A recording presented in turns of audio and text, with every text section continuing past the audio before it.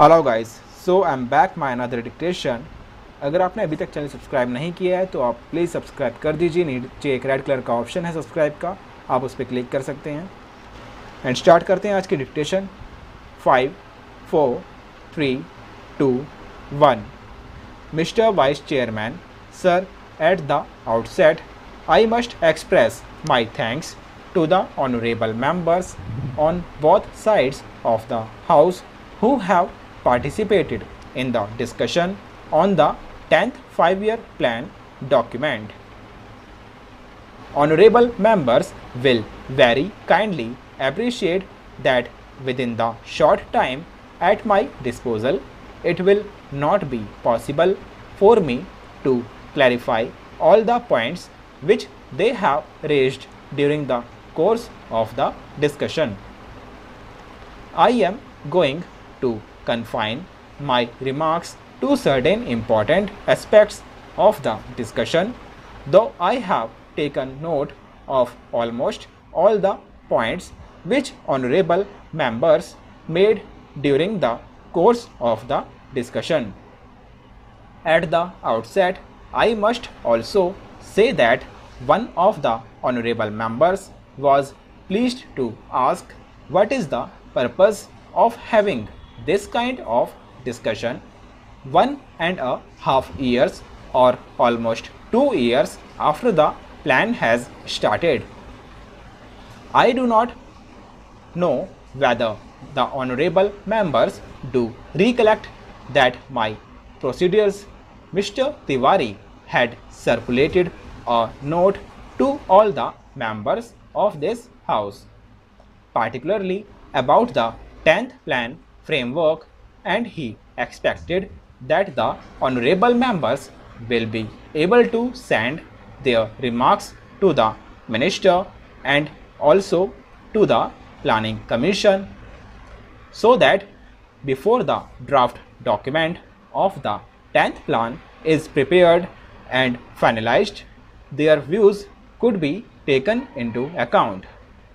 How many members sent this kind of information is a matter which I will have to inquire into, but that exercise was gone into the now. The plan was finalized in February 2001, and thereafter we have taken the earliest possible opportunity to see that the plan is discussed in both the houses.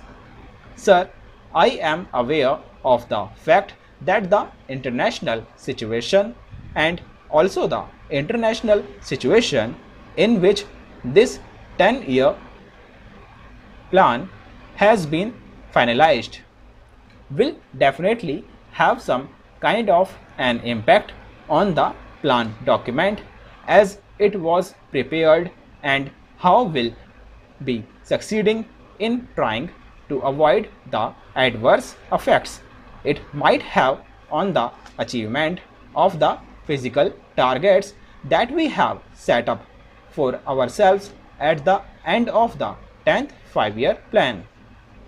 Sir, there are 3 points which were mentioned by all the honorable members. The first was that the plan was prepared with 1999 to 2000 as the base year, and thereafter there has been a rise of a considerable order. Sir, the first thing which I would like to clarify is about the inflationary trend which has set in.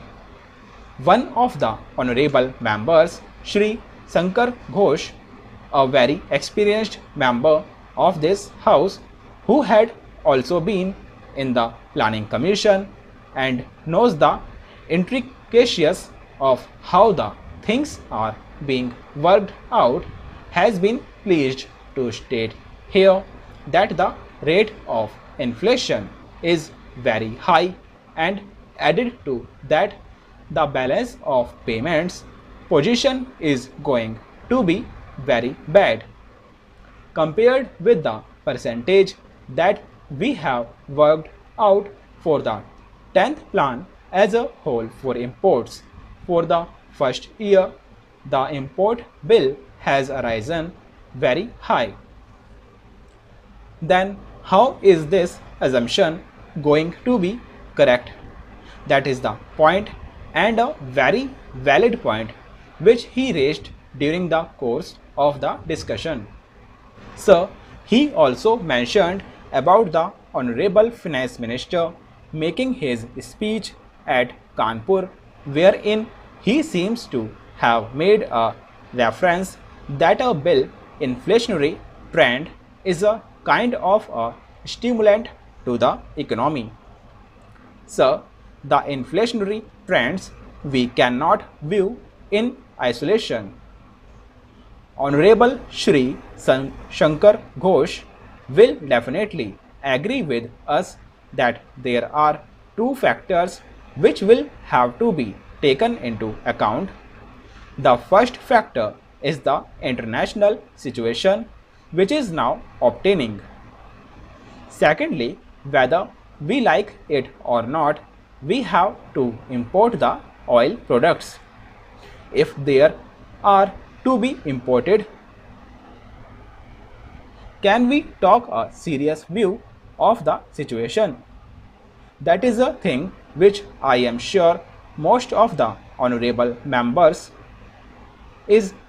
Why is it that we have such a high import bill in 2000 to 2001 when the plan itself commenced, and when we were talking in terms of 9%, immediately in the very first year it jumped.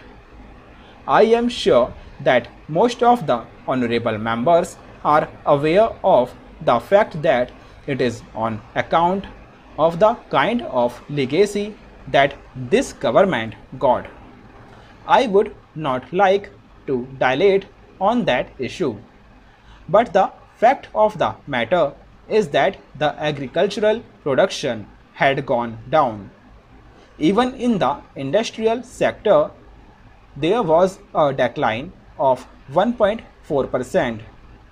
The coal production had considerably gone down in terms of production, and the electricity generation was at the lowest. If we had to make a beginning, which in fact is within the control of the government of India, with these infrastructural facilities which will have to be provided both in the agricultural sector and the industrial sector, concerted efforts will have to be made.